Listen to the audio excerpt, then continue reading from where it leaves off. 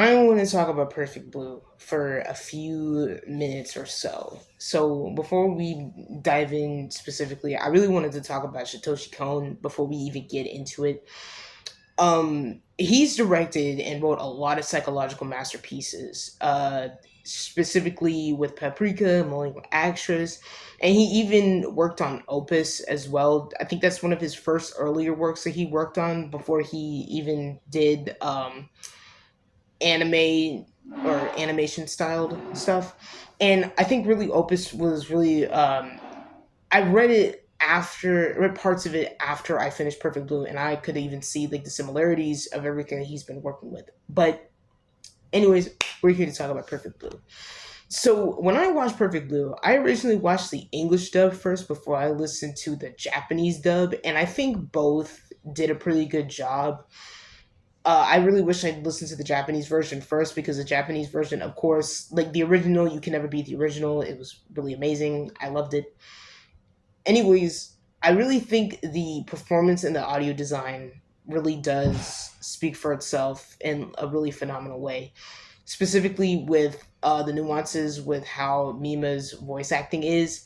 I really like the way how both actors more or less like code switch in a way on how she like speaks.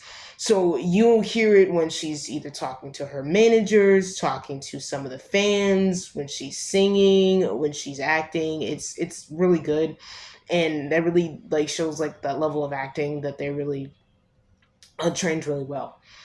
I also really love the sound design. I have the whole entire Perfect Blue soundtrack saved.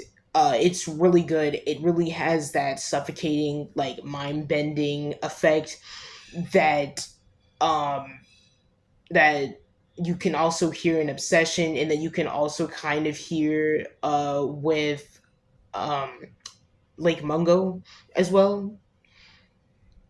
I think what really plays into this as well with how Satoshi Kon is able to like handle tough topics.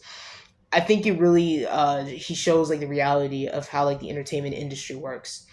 Uh, Specifically, they touch up on a few topics. One the top topics that I really think that they did a good job was discussing idol culture, um, specifically with the parasocial expectations that is placed on young female pop idol stars in Japan and Asia as well. You see this a lot in K-pop as well. If you follow K-pop, as if you like it as well, I know that children at a very young age are taken to be start doing idol stuff. Specifically, I think they're as young as middle school as well, and they debut like when they're like around like high school age, and you can even see this in New Jeans as well, and Cat's Eye can also be a good example of them.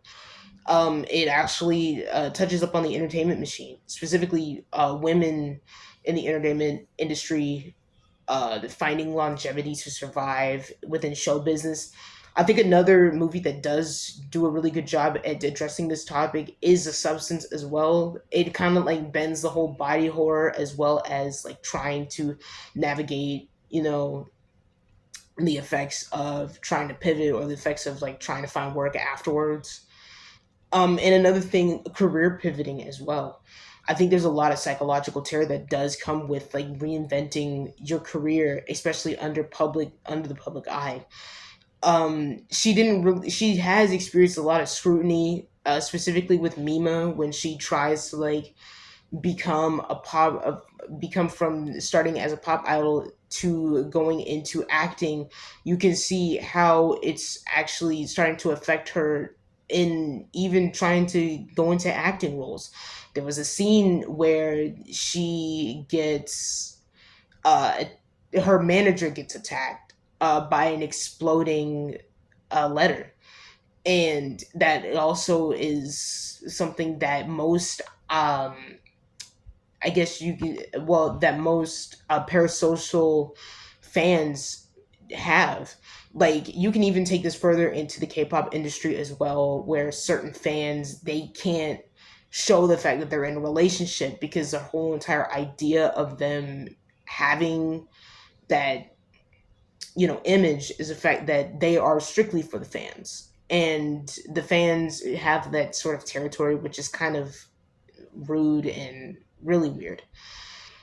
Um, Even when she tries to pivot at career pivot, as I said before, when she's in that pop idol stage, she still views herself as kind of childish as a way, and she really wanted to start to do acting. So she takes roles that kind of try to show her that she is mature and that she's able to handle certain topics. Specifically, the fact that she chose to do the scene where she basically gets assaulted. She proves that when she does something as like that, she wants to show to everybody that she wants to be taken more seriously and that she wants to be much more mature. It also talks, I think, in the dual self, like blurring the lines. Well, specifically, another topic that he did address that I thought was really good was the dual self, the blurring lines between who you are online, who you are on the stage, and of course in your personal life.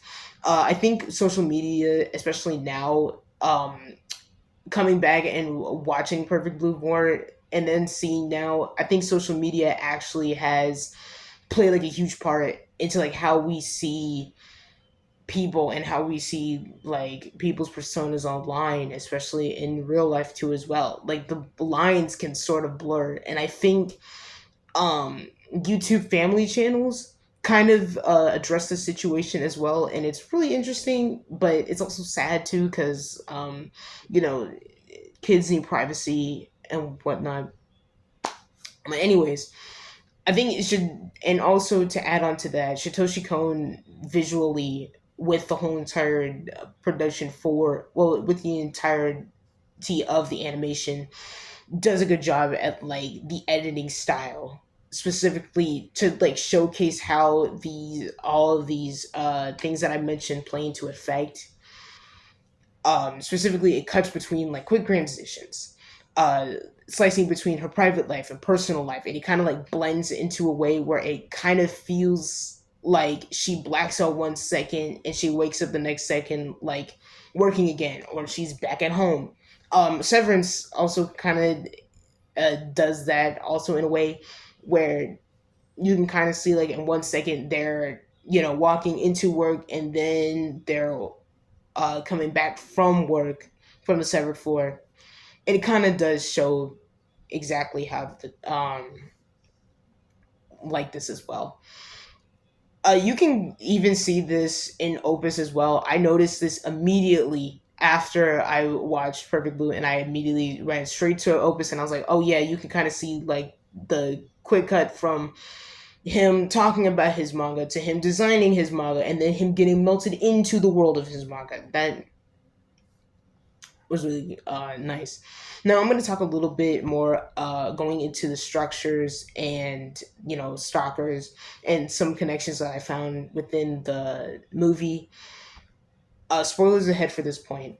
One fascinating thing about the movie that I thought was really nice was the cell phone scene. It immediately reminded me of The Wiz. I don't know if you've any black person, especially like me, has probably had a parent or two of their parents known that The Wiz was like is like cornerstone in a black household. I think specifically when Aunt M talks about how Dorothy needs to move out of her comfort zone and actually start her life, it kind of mirrored it, but in like a reversal way, where Mima was talking to her mom on the phone about how she always wanted to be an actor, but her mom says that, "Oh, I thought you always wanted to be a singer," but she was like, "No, I've always wanted to go into acting." And of course, Mima has to go through that isolating transition of leaving her family, and of course to find out who she is, just like in The Wiz. Um, and then I would like to talk about the Stalker specifically. What I like is that when the film kind of keeps you guessing as to what Mima's original source of terror is. Now we know that the one of the main culprits is the guy that was the security guy that we see in the beginning of the film, where he puts Mima at a pedestal. But I already knew that Mima's manager was the main culprit, like way early on into the film. What really gave it away for me was the fact that, specifically, it was when the exploding letter went off that day. And the next day, when Mima came in and she talks to her manager, she's like, "Hey, I think we should totally call the police or something because like that's bad." And then her manager went, "Oh well, it's fine. Like it's just not really a problem with it." But Mima's manager would have to know like her intimate schedule and everything. And also, this also goes to show that any time when you have, well, that I've learned, especially when, that anytime when you are dealing with like a stalker, in some cases a situation, it is usually going to be the person that is closest to you. And I immediately knew it just had to be her, because who else but her manager would know her schedule very well. And you could even argue that the guy who was the like security manager as well, he might have known. But I think he mainly might have known more specifically due to Mima's room. But anyways, while the film does a really good job at addressing the terrifying doppelganger illusion, but finding out the ghost was Mima's old manager trying to preserve her past actually kind of hurt a little bit to see and watch someone try so desperately to make her go back to a time where she was an idol, and it just kind of like hurt to see. But I think this movie was amazing. If you watched it, let me know what your thoughts were, because I love this movie and I watched it so many times and it was really good. But I hope to hear what you guys think. All right, bye.